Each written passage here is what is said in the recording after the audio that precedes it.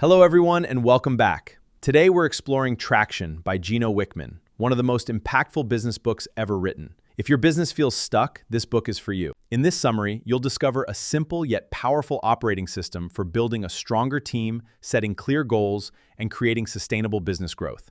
Let's get started. We are jumping right into the good stuff today because we're unpacking something that has literally transformed countless companies, the Entrepreneurial Operating System, or EOS. Look, if you've been around the business growth block, you already know that scaling up brings some pretty serious growing pains. Well, today, we're going to break down exactly how EOS acts as the ultimate systematic cure for those pains. We'll explore the blueprints for success, but more importantly, we're going to get real about the actual challenges of putting this system into practice. So let me ask you, is your business running you? If you're a business owner or a leader in a growing company, you've probably felt what's known as the grip. It's that visceral, agonizing moment when the business that was supposed to set you free starts feeling, well, a whole lot like a prison. Your growth totally stalls out. People issues just seem to multiply overnight, and it feels like you're driving down the highway with the emergency brake pulled all the way up. The system we're diving into today promises a way to finally release that brake. Okay, let's dive into this. The foundational EOS model says you have to manage and strengthen 6 key components to pull a business out of absolute chaos. We're talking vision, people, data, issues, process, and traction. And the magic number here? 80. The ultimate goal is to get every single one of these components to at least 80% strong. When you actually do that, all those symptomatic issues that have been dragging your business down, they just naturally begin to fade away, which skyrockets your company right into the top 5% of performers. Let's start with that first component, vision. You know, most companies have this vague mission statement hanging on a wall somewhere that literally no one understands or even looks at. EOS totally replaces that with the Vision/Traction Organizer, or VTO. It's this incredibly simple, structured document that forces leadership to answer 8 specific questions, nailing down core values, a 10-year target, and your short-term 1-year plans. Documenting it this way is absolutely crucial because it guarantees that everyone in the organization is 100% on the same page, rowing in the exact same direction. Now, what's really interesting about this next concept is how it totally flips the people component on its head. Most of us are so used to traditional org charts, right? The ones driven by titles, ego, and simply who reports to who. EOS completely ditches that for an accountability chart. This maps out responsibilities based strictly on functions and outcomes. It isn't about handing out fancy, inflated titles. It's fundamentally about getting things done and making sure every essential function has a clear, definitive owner. In practice, that accountability is structured around specific functional rules. For example, you have a visionary, the person handling the big ideas and the culture, and an integrator, whose job is to keep the day-to-day business plan actually on track. But here is the absolute most critical rule, and it's rooted in preventing what sociologists call the free rider problem. If more than one person is responsible for a function, then no one is responsible. Accountability absolutely must rest on one individual's shoulders. Which brings us to data. And the golden rule here couldn't be simpler. Stop running the business on feelings and run it on data. Instead of navigating around egos, opinions, and office politics, EOS requires you to boil the whole organization down to a handful of objective numbers using a weekly scorecard.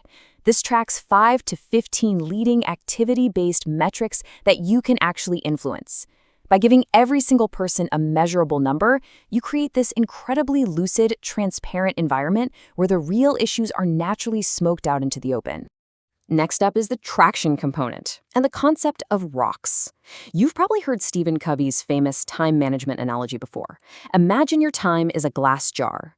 If you fill it with water, sand, and gravel first, representing all those daily interruptions and minor tasks, the big rocks just aren't going to fit. But if you prioritize the big rocks first, the gravel, sand, and water will just easily fill in the spaces around them. In business, your rocks are those massive, critical priorities that absolutely must be accomplished in the next 90 days for the greater good of the company. And when we're talking about rocks, this number is completely non-negotiable, 3 to 7. Your team can only take on 3 to 7 rocks per quarter. Now, you might be wondering, why so few? Well, it highlights a pretty harsh truth in business. If everything is important, nothing is important. By strictly limiting your priorities to this tiny number, you force the organization out of the terrible habit of fighting on every single front and accomplishing nothing.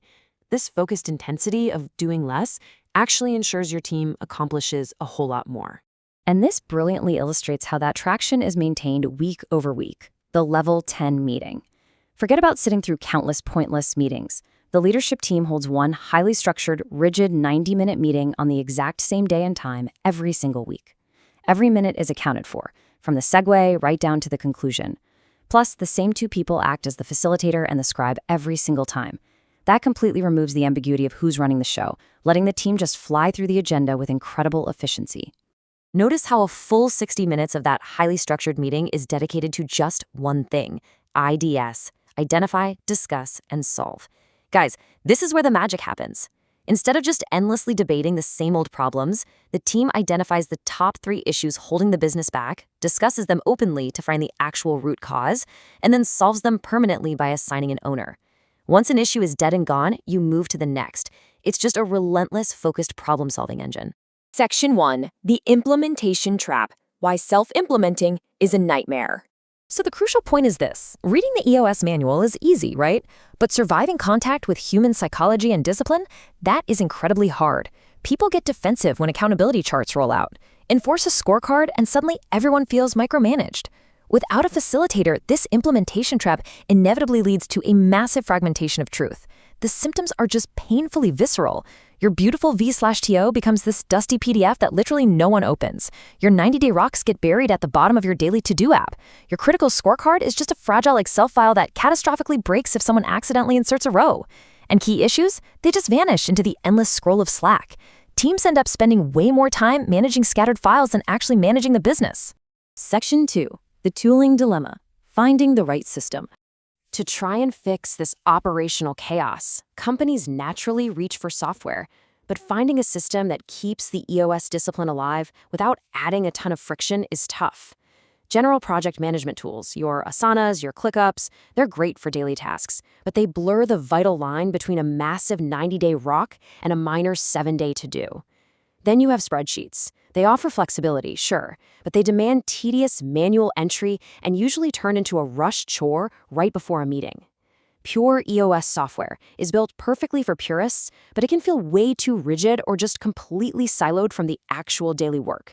And finally, modern solutions like MonsterOps attempt to bridge that strict EOS discipline with flexible daily workflow integrations. It's really about impartially weighing the pros and cons each approach brings to your own business architecture. Which leaves us with this final provocative thought to consider. The concepts of vision, people, data, issues, process, and traction are an absolutely brilliant blueprint for simplifying and scaling a business. But a blueprint alone won't build a house, will it? You have to actively bridge the gap between business theory and actual boots-on-the-ground execution. So as you walk away from this explainer today, ask yourself, do you truly have the right tools and the right discipline to keep this system alive week after week? Because getting a grip on your business requires a whole lot of both. Thanks so much for joining me for this explainer, and keep learning. I hope you enjoyed this summary. Please like, share, and subscribe. We summarize the world's best books to help you learn faster. See you in the next video.